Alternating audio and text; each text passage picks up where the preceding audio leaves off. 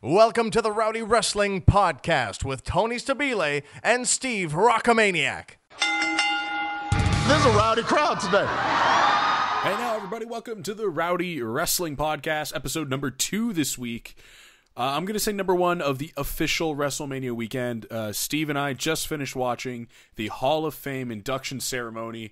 What a ceremony that was, but we're going to get some bills out of the way. First of all, this is the Rowdy Wrestling Podcast here on rowdywrestling.net. You can follow us anywhere, on Twitter, on YouTube, on the Facebooks. It's all Rowdy Wrestling Podcast. Go support our sponsors, heelsandfaces.com. It's a one-stop shop for your pro wrestling-inspired apparel. Heels and Faces are here to make you look sweet. And right now, this weekend is their 1-year anniversary, so anything you buy in-store is 20% off. Go check out all their social media. They got promo codes coming out, the yin-yang. Go check them out, heelsandfaces.com. Another thing I want you guys to go check out, if there isn't already enough pro wrestling going on this weekend, you have 2 options.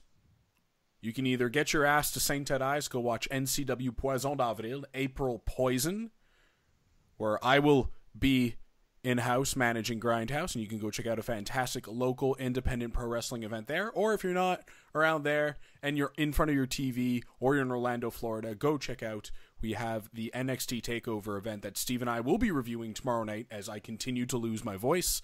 So while I do that, Steve, how's it going, man? How'd you like the event tonight? Hey now, everybody. It's Friday night. It's midnight, which actually gives me chills due to my old back in the day. This was my first ever slot in radio and certainly in regards to professional wrestling. So it has been a long day. It seems as though this has, started. The marathon is technically just starting, but already it seems like we've had a long day. But we just went through what was nearly a 4-hour Hall of Fame induction ceremony, and to 5 be if quite, you include the carpet that I watched. Yes, we could actually mention that. I did watch most of the red carpet, but despite the fact that it was nearly 5 hours long, it did not seem like that at all when we were watching it live on TV. It was a really enjoyable night that just kind of flew by. We mentioned this in the preview for the weekend when we talked a little bit on the actual class of 2017 that, from top to bottom, with maybe one exception, you had not only a well-deserved class of, guys and girls who deserved to be in the Hall of Fame, but also, you had a great bunch of people who were inducting them as well. And so that, made for what was really an enjoyable night. You start off with that aforementioned red carpet show. And it, as much as it is kind of a silly idea for the WWE to have a red carpet intro event for an hour, for that matter, before the actual Hall of Fame ceremony. It seems silly, it does, but it was an enjoyable little hour. Dean Ambrose continuing his little half-drunk gimmick from last year's red carpet. It's even better now that they've openly admitted he's dating Renee Young, with Renee just trying to brush sparkles off of him. Then he mentions, women, and she's like, really? I don't think you should be saying that in front of me. Exactly. It was really great. Like that, I think that was the highlight of the red carpet for me. Yeah, they had a lot of interesting little dynamics going on. But unfortunately, of all the dynamics that they had going on, they screwed up and didn't get the AJ Styles versus Shane McMahon face off because they accidentally made them go to the same podium, and then it was like, okay, we have to face off with each other.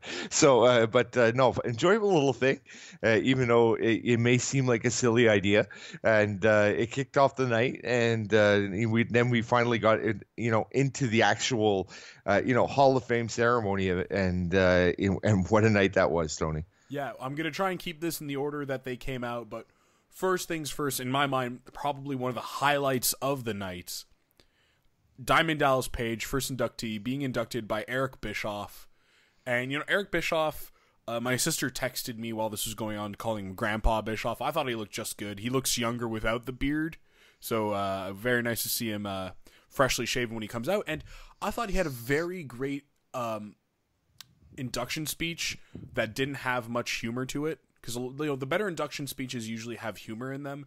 But Eric Bischoff told this story from the heart and then takes a moment to stop and go, listen, I'm not the guy who should be inducting Diamond Dallas Page into the Hall of Fame. That's Dusty Rhodes. And then continued and, did essentially the best he could possibly do after acknowledging the fact that you could have had Dusty Rhodes doing that. And which led into Diamond Dallas Page, who had a fantastic speech. Absolutely. The show kicked off, and you knew right away that this was going to be a raucous crowd. You got that off the top of the show, but Eric Bischoff was able to kind of deal with that, and really put on one of these speeches that gave you a full storyline arc. I mean, he mentions the whole thing about the definition of a heart, and then builds this whole story and tells the story of Diamond Dallas Page's career, and closes off by finishing with what he had said off the top in regards to the definition of the heart. And it was really cool. It was, and if anything, it showed you that Diamond Dallas Page's career, both in ring and out of ring, are not only inspiring, but they were equally inspiring. This was a guy who, as they point out, came into the business at a very late age, but, got to the levels that no one would have expected. And, Bischoff, who, we were all excited the fact that he was going to be there. And, there was talk, like who's going to be more controversial? Is it going to be Eric Bischoff or is it going to be Jim Cornette? In the end, Eric Bischoff stayed kind of like, with a more serious tone. And he did a great job bringing Diamond Dallas Page on stage. That's right, which then did lead us into the Rock and Roll Hall of Rock and Roll. I'm pulling a Dean Ambrose here. The Rock and Roll Express and Jim Cornette doing the induction for them. Here's the thing. I think a lot of people were expecting going into this that it's old Corny with a live mic. He's angry. He's gonna yell. He's gonna be bitter. But here's a guy who came out, when they asked him to do it and announced that he was gonna do it, saying, "Well, I'm a little mad that I'm going because that means I'm eating my words, but." Corny's the kind of guy where if you scratch his back, he won't bury you for 10 cents. And they're clearly scratching his back in this case. And even before that, I think I watched his last U shoot. The dude refused to bury so many people, with the exception of Vince Russo. He was pretty like, you know what, I'm too old for this shit. And that's essentially the kind of Corny we got. We got Corny, who was incredibly appreciative, who told a funny story. I loved the the gimmicked out tennis racket, with a little more frill than usual. That was great. And honestly, he was a better speech than the Rock and Roll Express naturally, because these old guys just know two things: ham and appreciation, and they hammed it up pretty hard. And I thought it was a decent little speech, but Corny definitely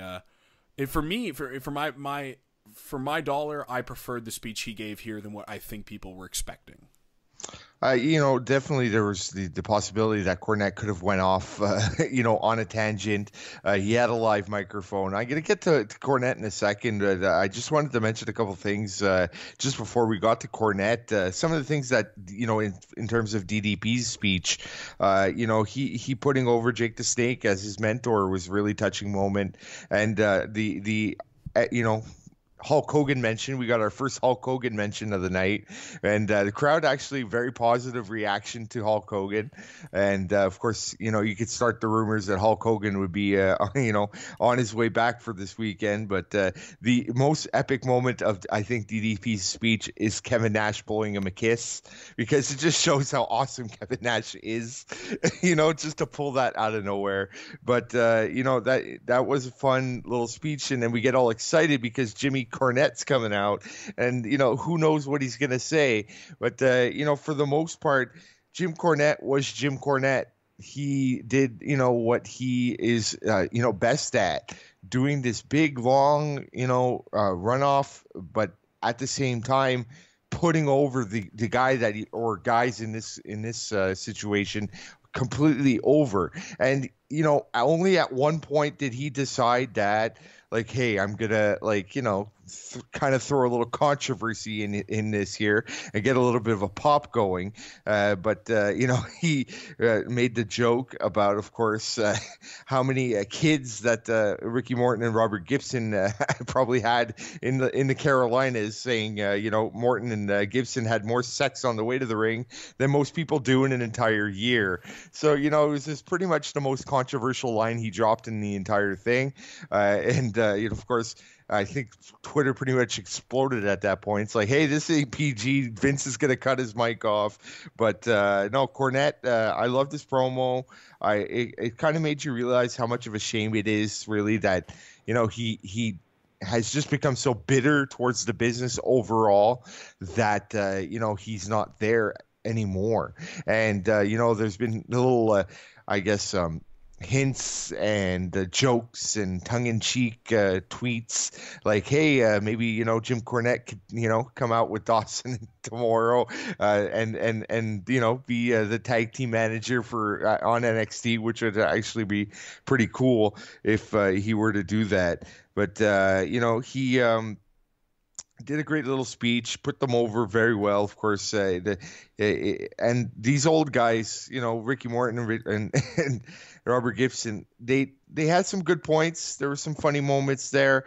They dropped this SOB is sold out line, which most people are waiting for.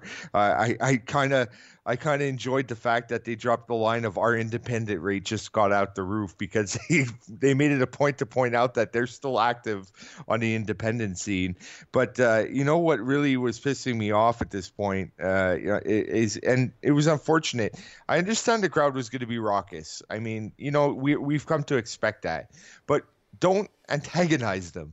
I don't know who's the idiot backstage who decided to keep showing Roman Reigns on television, because just before this induction, they show Roman Reigns. He gets booed out of the building, which, is what we expect. We get the meme, or one of the memes of the night, as Sami Zayn decides to kind of photobomb just pure out smile and go back. Yeah, he kind of drops that photobomb in that moment. But the poor Gibson and Morton, they show Roman Reigns in the middle of their freaking speech, and they boo the hell out of him again. And I'm like, literally, it's like, whoever the hell's back, I guess normally Kevin Dunn, whoever's backstage in charge of switching the cameras right now should be freaking being yelled at by Vince McMahon, because it's just like pointless. Yes, you have a raucous crowd. Fine, they're going to chant stupidities, but don't give them the chance to. These poor guys are up on stage not knowing what the hell they're booing at. They're thinking they're booing at them, and they're all confused. So that kind of pissed me off at that moment, and it's a shame that happened, but it was still kind of fun seeing the Rock and Roll Express there on stage. Yeah, which this is where I'm probably going to fall off the order. I believe the next one was Rick Rude's induction. Yes. Holy crap! Well, nothing to Ricky Steamboat here. I'll honestly say there's not much to be said about it. He had some very great things to say, and in typical Ricky Steamboat fashion, acknowledged everybody in the front row at the very beginning. Like, I see you. You clearly you have great eyesight, Ricky, but just so humble and such a very fatherly induction, I want to say, to Rick Rude, which leads into the holy shit moment of the night for me was just seeing Rick Rude's son walk out there. Oh, for sure. I mean, I had only seen pictures of his other son that unfortunately passed away, so I was expecting another kid, relatively same build, kind of looking like his dad. Holy crap!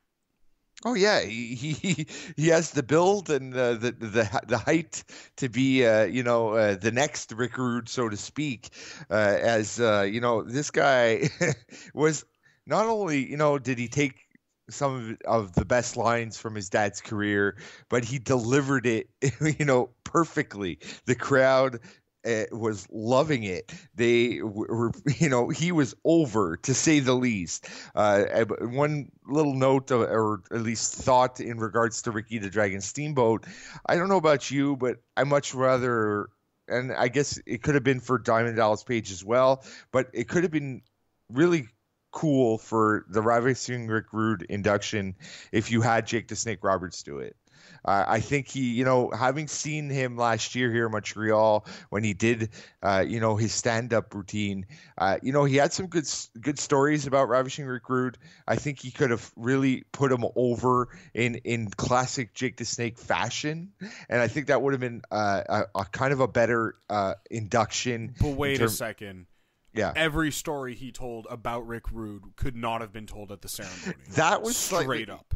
Yes, but I'm sure he could have found either another story or something kind of, PG up, PG it up a bit. I don't want to hear those stories from Jake the Snake after hearing the great stories. I guess, but no way. But yes, Rick Rude's son, man, he is over, and it was funny. I was seeing girls on Twitter swooning over Rick Rude's son. I was. I made my girlfriend look away. There you go. So, Triple H obviously paying attention attentively, and I saw a few memes come out at that moment saying, "Hey, basically Vince McMahon is coming in his pants backstage right now because this guy had the entire crowd in his hand, and it was really cool to see. And I think if his dad is looking down on him, he was very proud with what he did in terms of speech. And quite frankly, I if something comes into your mind, go ahead and shoot it out at me, Tony. But I think this was probably the best speech done by a family for a wrestler who was being inducted into the Hall of Fame after they passed away. You're not wrong. It absolutely is. But this, I think the pedigree of his son actually just knowing how to work a crowd was it, because that's the issue with a lot of wrestlers' families. They don't know how to work a crowd. Yep. And this kid clearly has a knack for performing, which is such a sad thing that he's not a wrestler right now. And think about it, the guy's name is Rick Rude as well. You could essentially kill Bobby Roode off right now if you sign him. Yeah, man. Or knowing Vince McMahon, we'd get a name like Bob Felton. Where he'll come out the first week and he'll go, "You know who my dad is? I'm Bob Felton." Oh no! But I'm sure the kid has enough charisma that he'd make it work. Just put the tights on; it'll work. Talk about the tights, man. That was dedication. It was. You don't think of that. It's been so long that you don't think of that. But I was watching the promo package and I said to myself, "Damn, man, this guy was dedicated getting all those freaking tights done." Really, that was really, it's something that was like just proves the genius of Ravishing Rick Rude. He would go that extra mile, and that was really something that kind of flashed at that moment as I'm watching, and I said to myself, "Wow, man, this guy really took it an extra mile at all times." Yep, and then and I mean this not as a knock. We moved on to one of the longest parts of the night, probably because she had the longest speech. Beth Phoenix being inducted by Natalya. Natalya, having your typical Natalya speech, mentions her cat, has a couple of crazy things to say. Hashtag 2 paws. Which you shot at me right away, like you were waiting for it. And in my mind, Natalya had just a fun little speech, which led into Beth Phoenix reading a very, very long speech that was very good, very appreciative.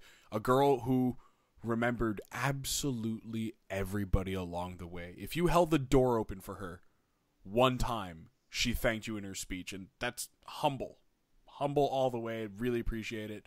The edge spot with Tony Chimmel, mad pop there.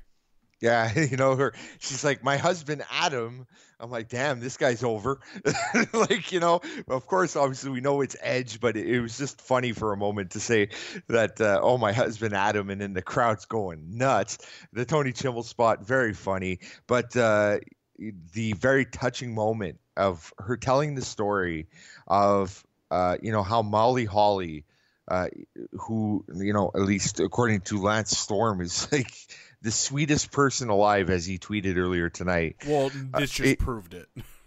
Basically this story about how Molly Holly paid in advance, in full, Beth Phoenix's training wrestling school, tuition at OVW because she believed in her and wanted to give her a chance.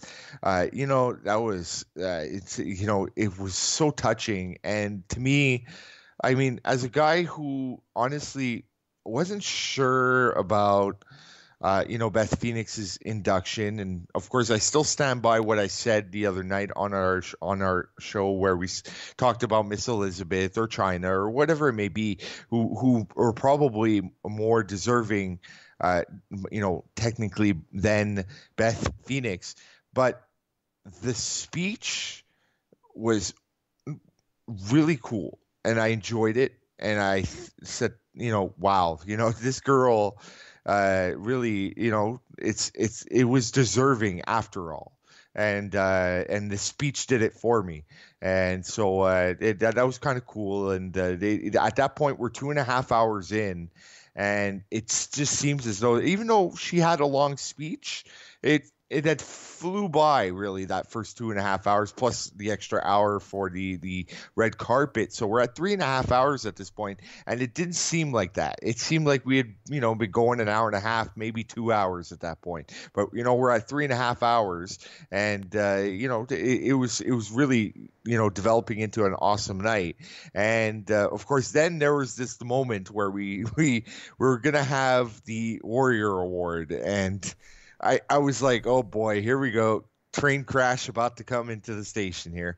And wow, Dana Warrior. Tony, I think you walked out on Dana Warrior, right? Yeah, well, I'm going to preface this because I have nothing to say, and I won't say anything, and I mean this in utter respect. The Warrior Award, Dana and Eric LeGrand, this is all you, brother. I went, took a pee break and took the dog out for a walk because I knew how late we were going to go.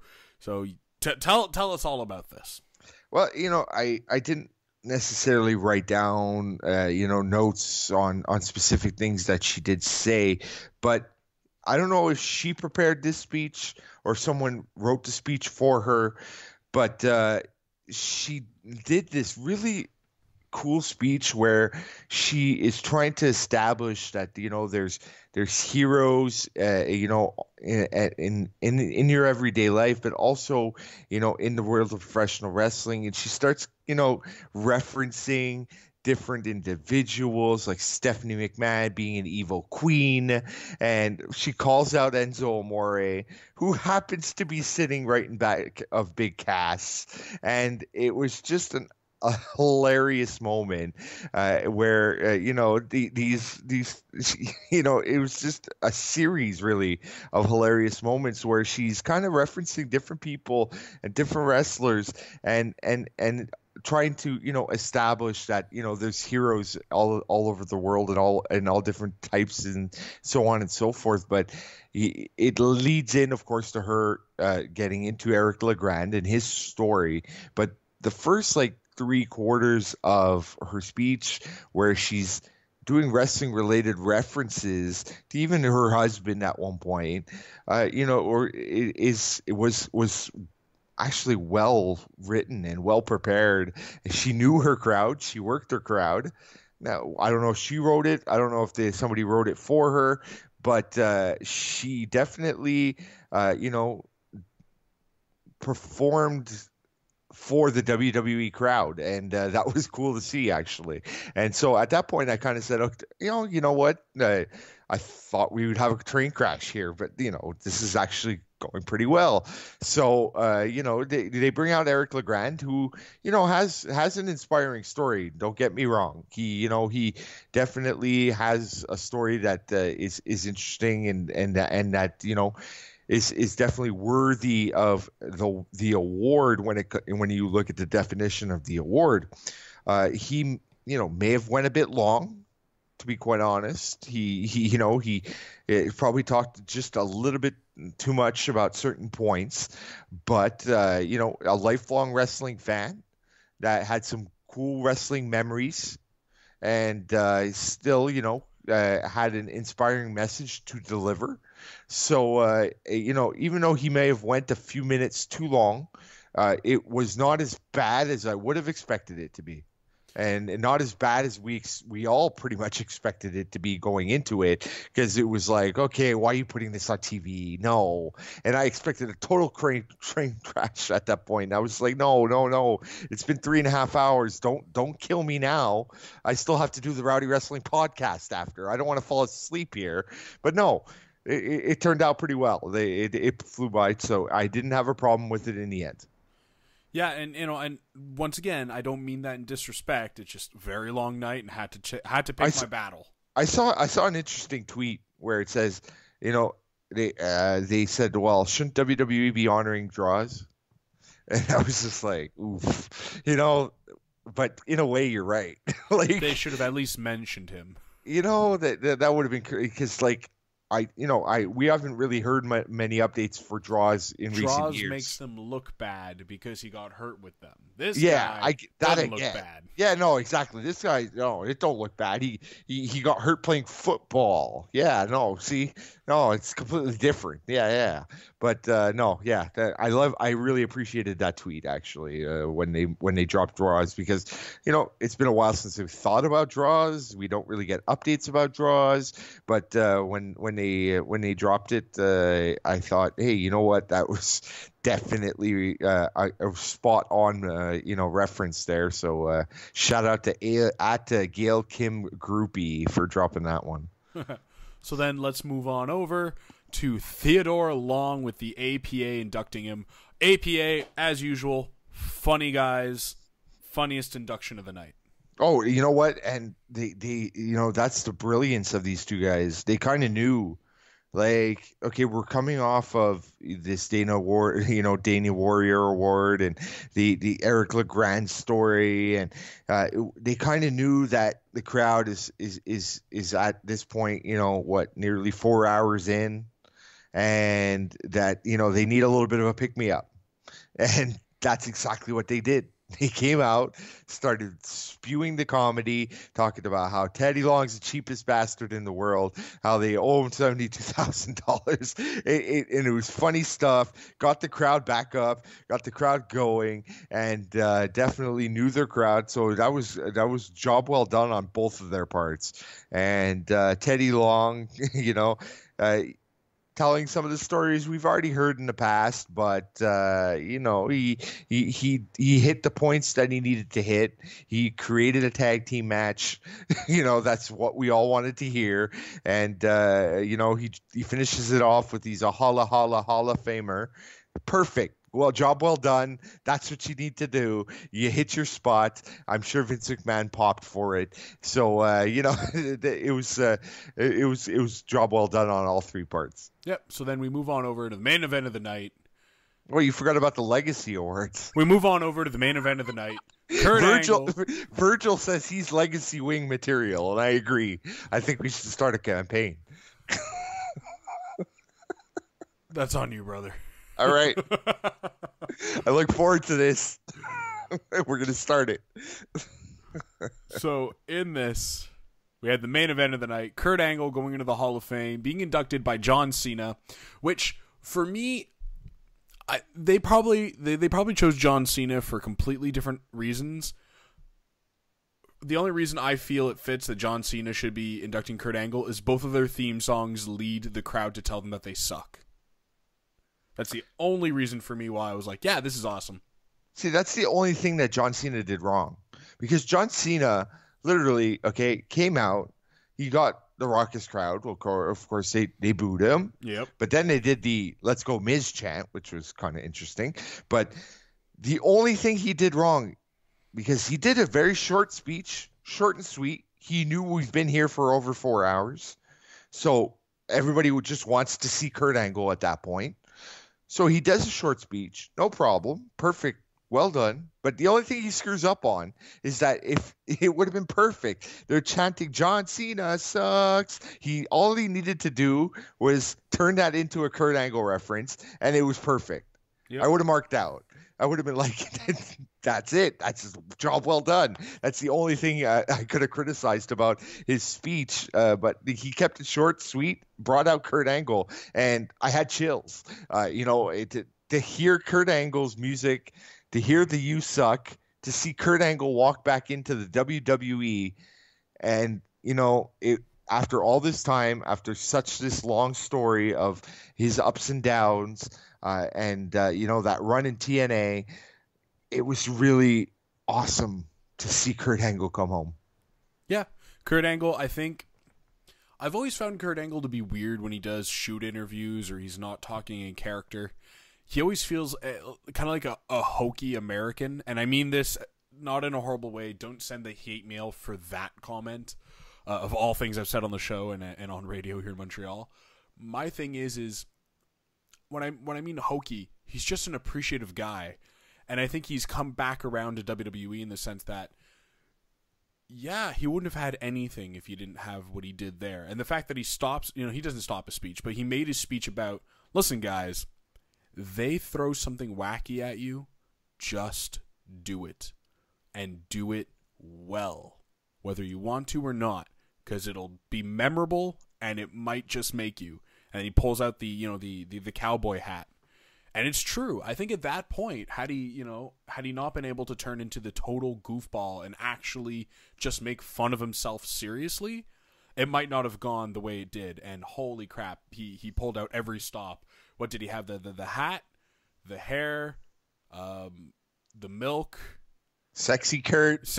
Yeah, he did absolutely everything. No, and that's the thing. He did take a few moments to be that elder statesman in a sense of saying the young up and comers learn from some of my mistakes, but at the same time he's not retired.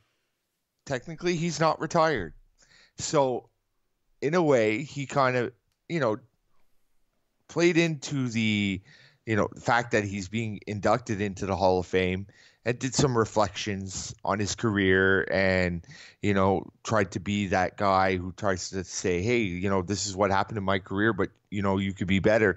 But at the same time, he then brilliantly reintroduced himself to the WWE universe by going to a throwback, saying, hey, this is what I did, this is my gimmick, that's my gimmick, and it was kind of cool. I think the only thing that he didn't do was the 3 eyes. But it definitely got the crowd into it. It was cool. It was well done. And Kurt Angle, and oh, by the way, Kurt Angle mentioning the Hardys and the whole program delete chant was an interesting moment as well. But yeah, Kurt Angle, I think, did a great job because he knows that he's not retired. There's a potential that he could be back on TV as of this coming week. If he does take over one of the Raw GM spots. So I think it was a very well-designed speech on his part because he touched on both ends. He hasn't officially retired. So it was just kind of a reintroduction to Kurt Angle. Welcome home. And, it was really a cool moment to, cap off the night. He brings out 2 pints of milk, drinks it down. That's it. Go home. And it's perfect. It was well done, and a show that basically we had almost 5 hours for that Hall of Fame, and for me, it flew by. I thoroughly enjoyed the night, and this marathon weekend starts off on definitely a great foot. Yeah, couldn't agree with you there. For me, the highlight of the night, APA's their speech was probably the true highlight for me. What about you? No, Kurt Angle, Sexy Kurt, all the way. Oh yeah. All right, guys, we are going to cut it short here because there's so much to do, there's so many things for you guys to check out. If you haven't had a chance to check out the WWE 24 was it a 24 documentary? Anyways, of Kurt Angle coming back to the WWE, check that out. That's something I thoroughly love today as well. We got a lot going on tomorrow. If you're in Saint Edis, go check out NCW Poison d'Avril or April Poison. If not, WWE Network. Steve and I will be live tweeting as much as we can, as much as I can when I'm not, busy per se. We'll be back tomorrow night with another show for NXT. Then Sunday, Monday, and Tuesday. So much fun. Thanks, Steve. Yes, absolutely, my pleasure. And just and depending on what time anybody's going to be listening to this podcast, okay, we will not. I'm gonna intentionally not tweet for the majority of tomorrow because I don't want no bullshit rumors. Oh, it's April Fool's Day. It's going to be nothing but bullshit going on tomorrow, people. So don't believe half the things you see on the internet. Yeah, that's true. So April 1st. Although crap, unless it's coming from Wrestling Onion, then believe it. Yes, but one thing is apparently Jim Ross is back Sunday night for at least one match, which I'm looking forward to.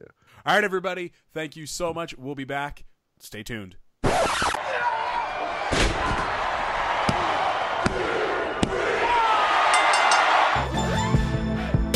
Thanks for downloading today's episode. If you're new around here and like what you've heard, hit that like button and slap the subscribe one too. Leave me a comment and tell me what you thought, and I'll see all of you next time.